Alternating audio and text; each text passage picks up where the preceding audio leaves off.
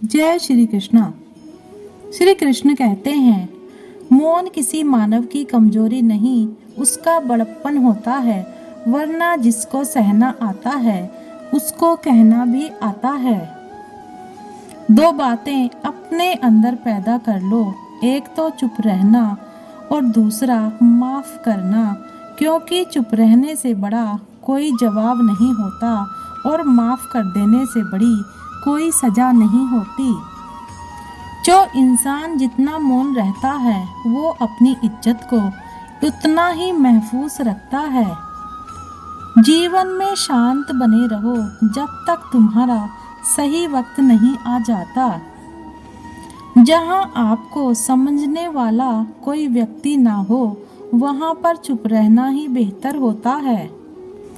एक हद तक दर्द सहने के बाद इंसान खामोश हो जाता है। फिर ना वो किसी से शिकायत करता है और ना ही किसी से कोई उम्मीद रखता है। कब और कहाँ मौन रहना है, अगर इंसान यह सीख ले तो उसके जीवन की आधी समस्याएं अपने आप खत्म हो जाएंगी। मौन की भाषा सबसे प्रभावी भाषा है, पर व्यक्ति इसका इस्तेमाल बहुत कम करता है। जितना जरूरी हो उतना ही बोलें, इससे आपके अंदर सीखने या ग्रहण करने की क्षमता बढ़ती है और बुद्धि भी तीव्र होती है। जहाँ नदी गहरी होती है, वहाँ जल प्रवाह अत्यंत शांत व गंभीर होता है। भरे बर्तन की अपेक्षा खाली बर्तन ज़्यादा शोर मचाते हैं। अगर आप फिजूल की बातें करना अपनी दिनचर्या से हटा दें तो आप सकारात्मक और ऊर्जावान महसूस करेंगे। इस दुनिया में वो इंसान सबसे ज़्यादा सुखी और समृद्धि होता है जो क्रोध आने पर खुद को मौन रख सके। मौन और एकांत आत्मा के सर्वोत्तम मित्र हैं। अज्ञान की सबसे बड़ी संपत्ति है मौन, और जब वह इस रहस्य को जान जाता है तब अज्ञान नहीं रहता। अगर आप दूसरों के विचारों पर नियंत्रण पाना चाहते हैं तो सर्वप्रथम अपने विचारों पर नियंत्रण करिए। अपने विचारों पर नियंत्रण करने का सबसे आसान तरीका है कम बोलना या फिर मौन रहना। जहाँ विचारों का सम्मान ना हो और सत्य अप्रिय लगे, वहाँ मौन रहना सीख लो। विपत्ति में मौन रहना सबसे उत्तम है। मुझे कभी इसका खेद नहीं हुआ कि मैं मौन क्यों रहा, परंतु इसका खेद अनेक बार हुआ कि मैं बोल क्यों पड़ा। अल्पभाषी मनुष्य सर्वोत्तम होता है। हमारे पवित्र विचारों का मंदिर मौन होता है। खामोश रहो या ऐसी बात कहो जो खामोशी से बेहतर हो। मौन नींद की तरह है, वह विवेक को ताजा रखता है। मौन और दृढ़ विश्वास, यही तुम्हारी सबसे बड़ी शक्ति है। जो अपनी जिह्वा को वश में रखता है वह जीवन भर नियंत्रण रखता है, किंतु जिसकी जिह्वा पर वश नहीं, वह नाश को प्राप्त होता है।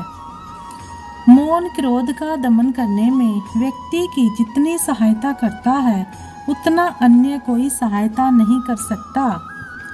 सर्वज्ञों के समाज में मूर्खों का मौन रहना शोभा देता है।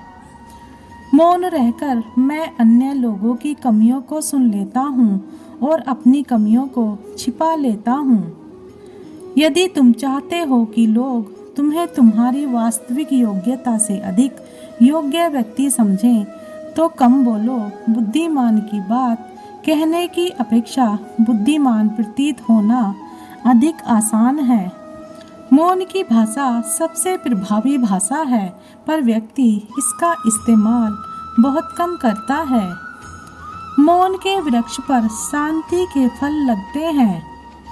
वाणी का वर्चस्व रजत है, किंतु मौन कंचन है। तिरस्कार दिखाने का सबसे अच्छा ढंग है मौन। कम बोलिए और अपने कार्य पर ज़्यादा ध्यान दीजिए। कुछ ही दिनों में आप मौन की शक्ति को पहचान लेंगे। तुम अच्छे, मैं अच्छा, तो यहाँ बुरा कौन है? दूसरों की गलती पर खुदा और अपनी गलती पर सारा जहां मौन है। कब और कहाँ मौन रहना है, अगर इंसान यह सीख ले तो उसके जीवन की आधी समस्याएं अपने आप खत्म हो जाएंगी।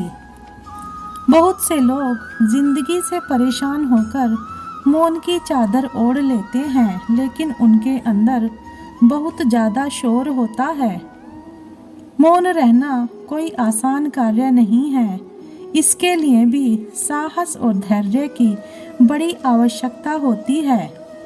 यदि किसी प्रश्न का उत्तर आपको पता नहीं है तो ऐसे में मौन रहना ही बुद्धिमानी होता है। कुछ लोग मौन रहकर भी सब कह देते हैं और कुछ लोग सब बोलकर भी कुछ नहीं कह पाते। मौन तो बस एक बहाना है, वजह तो ये सारा जमाना है। दोस्त, वहाँ पर मौन रहना ही सही है जहाँ बात बात पर बात का बतंगड़ बन जाता है। खामोश है वो और मौन हूँ मैं, पूछती है दुनिया उनका कौन हूँ मैं। शोर एक समस्या है और मौन एक तपस्या है। कभी मौन रहकर देखो, इससे भी चमत्कार होता है, सही और ज़रूरत भर। जिंदगी खूबसूरत है जब तक एक खामोश मूरत है। सुननी हो अगर दिल की बात तो मौन की ज़रूरत है। जिन्हें आपको गलत ही समझना है वो लोग आपके मौन का भी गलत अर्थ निकाल लेंगे।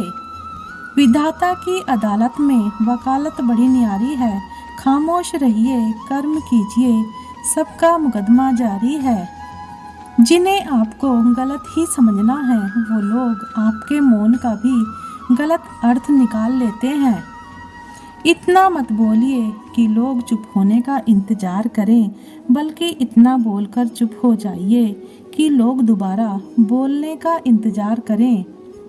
मौन होकर अपने कर्म को कीजिए, क्योंकि कर्म की आवाज़ दूर तक जाती है। वीडियो को अंत तक देखने के लिए धन्यवाद। जय श्री कृष्ण।